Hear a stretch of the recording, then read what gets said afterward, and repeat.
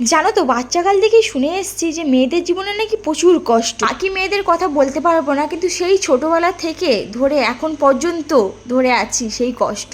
বাচ্চাকালে এক অন্য চিন্তা ভাবনা, বড় হতে আরেক চিন্তা ভাবনা। জানো তো যবে থেকে বড় হয়েছি, একটু বুঝতে শিখেছি, তবে থেকে না এই কষ্টটা ঠিক ধরেই আছি।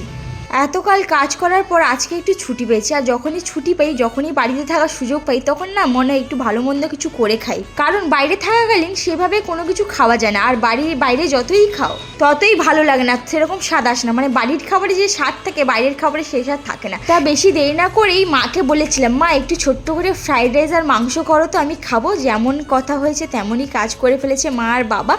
ফ্রাইড রাইস করেছে, মাংস করেছে, চিকেন পকোড়া করেছে। আমি শুধু একা খাচ্ছি না, সবাই খাচ্ছে। আর আজকে রান্নাবান্নার কথা কি বলবো, সে একটা অন্য লেভেলের সুস্বাদু। আর যতই তোমরা বাইরের খাবার খাও না কেন, বাড়ির খাবারের যে টেস্টটা না, সে একটা অন্য রকমের টেস্ট।